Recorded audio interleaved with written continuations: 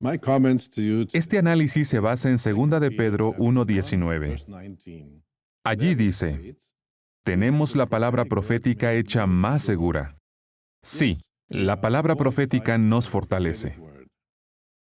De hecho, en la actualidad, las profecías influyen en todas las personas de la tierra, aunque ellas no lo sepan. ¿Qué es una profecía? El término hebreo para profecía no solo significa predecir o pronosticar algo para el futuro, sino que también abarca mandatos divinos o instrucciones inspiradas. La mujer samaritana en el pozo reconoció a Jesús como un profeta, no porque le revelara información sobre su futuro, sino sobre su pasado, cosas que Jesús solo pudo haber sabido gracias al poder de Dios. Jehová es el autor de las profecías verdaderas. Segunda de Pedro 1:21 dice que hombres hablaron de parte de Dios al ser llevados por Espíritu Santo. Además de transmitir las profecías por medio del Espíritu Santo, a veces Jehová comunicó dichos mensajes por medio de ángeles. Daniel fue un profeta sobresaliente. Cerca del año 536 antes de nuestra era, Daniel registró una visión sobre las potencias mundiales que tuvieron una relación con el pueblo de Dios. Busquemos Daniel 8:21 y 22. En la visión se usan animales para representar gobiernos. Leamos Daniel 8:21 y 22.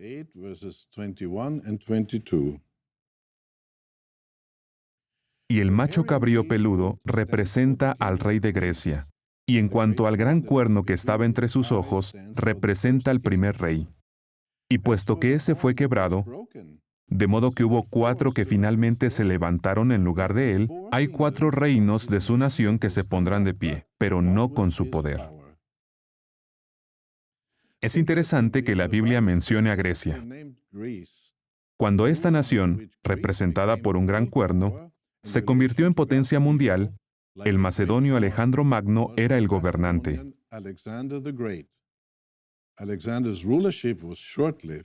Su gobierno duró poco porque murió muy joven, en el año 323 antes de nuestra era, 213 años después de que Daniel escribiera su libro.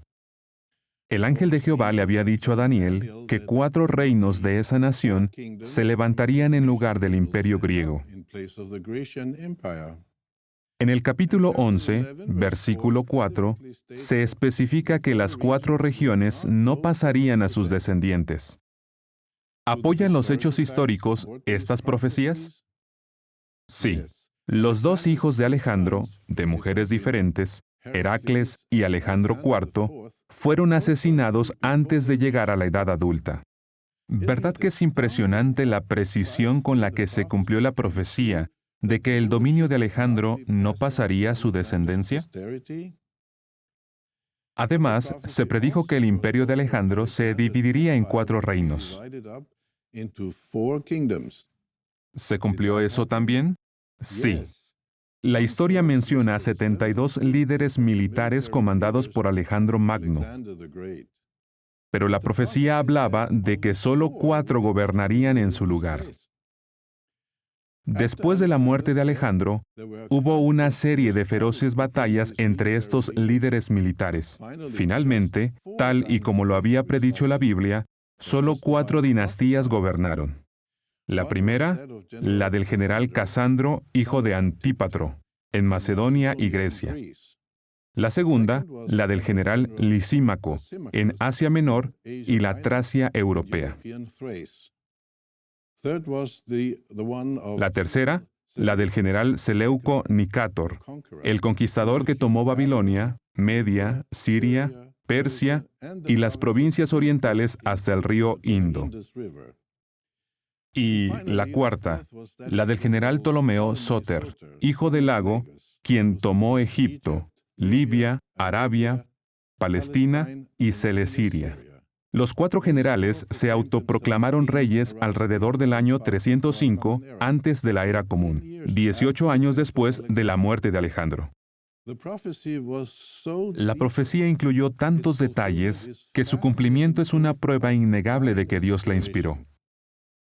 ¿Verdad que esto fortalece nuestra fe y confianza en la Biblia? Veamos otro caso. ¿Cuál es la primera profecía de la Biblia? La que quedó registrada en Génesis 3:15.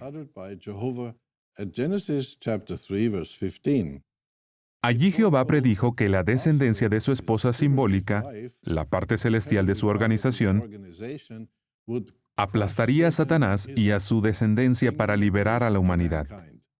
Jehová dictó muchas profecías que señalaban a Jesucristo como la parte principal de la descendencia de la mujer.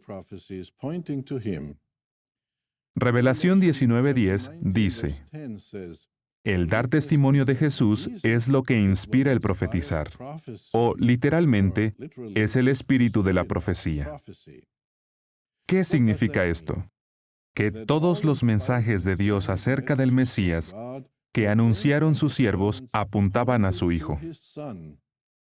En Lucas 24:44, Jesús mismo dijo que todas las profecías mesiánicas tenían que cumplirse. Consideremos algunas interesantes profecías acerca de Jesús y veamos cómo se cumplieron. Una de ellas indicó que el Mesías provendría de la tribu de Judá, de la familia de David, el hijo de Jesé. Más de 700 años antes de que Jesús naciera, en el capítulo 5 del libro de Miqueas, se predijo que el Mesías nacería en Belén. La profecía habla de Belén Efrata. ¿Por qué era importante que se mencionara Efrata? Porque había otra ciudad llamada Belén, hoy Beitlam, en el territorio de Zabulón. Esta se encuentra a 11 kilómetros, 7 millas, al noroeste de Nazaret. Una vez más, la profecía fue muy específica. Por otro lado, Isaías profetizó que el Mesías nacería, increíblemente, de una virgen. ¿Quién podría haber imaginado algo así? En el capítulo 9 del libro de Daniel, se predijo que el Mesías llegaría 483 años después del mandato de reedificar Jerusalén. Esta profecía se cumplió en el año 29 de nuestra era, cuando Jesús se bautizó. En Zacarías, capítulo 11, se predijo que el Mesías sería traicionado por 30 piezas de plata. El capítulo 12 dice que su cuerpo sería traspasado. También se profetizó que el Mesías daría su vida por nuestros pecados y que sería enterrado con los ricos. Y además, se profetizó que permanecería en la tumba 3 días, aunque no completos, y luego sería resucitado. ¿Qué les parece la teoría de que Jesús manipuló los asuntos para que los hechos de su vida encajaran con las profecías? Pero, ¿podría Jesús haber planeado nacer en la tribu de Judá, en la ciudad donde nació David, es decir, en Belén? María, su madre, vivía en Nazaret. ¿Le dijo Jesús desde el vientre? Por favor, llévame a Belén, porque las Escrituras dicen que debo nacer allí. Es obvio que el inicio de su vida en la tierra estuvo fuera de su control. Por otro lado, ¿pudo haber planeado Jesús que los sacerdotes le pagaran a Judas exactamente 30 piezas de plata por su traición? ¿Pudo haber previsto que sus enemigos le escupieran en la cara? ¿Que las autoridades romanas lo sentenciaran a morir clavado en un madero? ¿O que los soldados echaran suerte sobre su ropa? ¿Hizo algo para que, después de que lo traspasaran con una lanza, los soldados no siguieran la costumbre de romperle los huesos? ¿Se habrán cumplido todas estas profecías por mera casualidad? Un biblista comparó el cumplimiento de las profecías mesiánicas al montaje de una estatua compuesta por diferentes piezas de mármol. Imagínense que un grupo de hombres, que nunca se han comunicado entre sí, llevan una pieza de mármol cada uno a una sala. Si todas las piezas encajan hasta formar una figura perfecta, sería lógico concluir que hay alguien que ha dibujado las especificaciones de cada fragmento y ha enviado la parte correspondiente a cada miembro del grupo. Tal y como las piezas de la estatua encajaron a la perfección, Cada profecía mesiánica aportó una pieza esencial de información acerca del Mesías. Entonces, ¿qué probabilidades hay de que todas las profecías mesiánicas se cumplan en una persona por casualidad? En una entrevista, el investigador Lois Lapidus dijo: alguien hizo los cálculos y resultó que la probabilidad de que solo 8 profecías se cumplan en Jesús es de 1 en 100,000 millones de millones.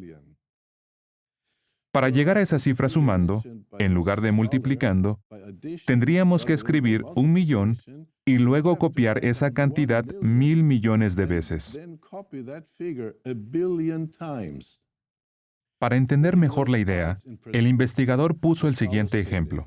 Si uno tomara esa cantidad en monedas de plata de $1, estas cubrirían todo el terreno del estado de Texas, Estados Unidos, y formarían una pila de 60 centímetros, 2 pies de altura. Texas tiene un área de 690,000 kilómetros cuadrados, 266,807 millas cuadradas. Imagínense, esa enorme superficie cubierta de monedas hasta una altura de más de medio metro. ¿Qué pasaría si uno marcara una de esas monedas de plata y luego hiciera que alguien caminara, con los ojos vendados, por todo el estado y se inclinara para tomar una moneda? ¿Cuáles serían las probabilidades de que encontrara la única moneda marcada? El erudito respondió: son las mismas probabilidades de que alguien en la historia hubiera cumplido solo 8 de las profecías mesiánicas. Sin embargo, Jesús no solo cumplió 8 profecías bíblicas, sino muchas más. Y eso prueba que éstas fueron inspiradas por Dios. Segunda a los Corintios 1:20 dice: no importa cuántas sean las promesas de Dios, han llegado a ser sí mediante Él. ¿Qué significa eso para nosotros? Que Jesús fue realmente el Mesías prometido y enviado por Dios. Jesús enseñó la verdad. Por lo tanto, cuando creemos en Él y lo seguimos, nosotros también encontramos la verdad. No hay ninguna duda. Las profecías bíblicas son de origen divino. Pero las profecías no solo apuntan hacia el pasado. Algunas se están cumpliendo de forma sorprendente en nuestros días. Este hecho nos asegura que las pocas profecías que faltan por cumplirse sobre el fin de este sistema malvado y el venidero paraíso en la tierra también se cumplirán sin falta en el futuro cercano. Los cristianos verdaderos participamos en una labor profética. No anunciamos nuevas profecías. Proclamamos las que ya están escritas en la Biblia. En el Pentecostés del año 33 de nuestra era se derramó Espíritu Santo sobre 120 discípulos, hombres y mujeres. Allí Pedro citó al profeta Joel y dijo: y en los últimos días, dice Dios, derramaré algo de mi espíritu sobre toda clase de carne, y sus hijos y sus hijas profetizarán. ¿Qué hicieron los 120 discípulos en el Pentecostés? Nada nos indica que hayan predicho acontecimientos nuevos. Más bien, Hechos 2:11 dice: los oímos hablar acerca de las cosas magníficas de Dios. Así fue como se cumplió la profecía de Joel sobre profetizar. Hoy también, hombres, mujeres y niños participamos en una labor profética. Hablamos de las cosas magníficas de Dios. Difundimos lo que Dios ha hecho, lo que está haciendo ahora y lo que hará en el futuro. ¡Qué honor! Entender cómo se cumplieron tantas profecías nos hace sentir absoluta confianza en las profecías. Y también hablamos a las personas acerca de la palabra profética para fortalecer su fe. Sí, lo hacemos para ayudarlos a emprender el camino hacia la vida eterna, a cultivar una relación íntima con nuestro gran Dios, Jehová.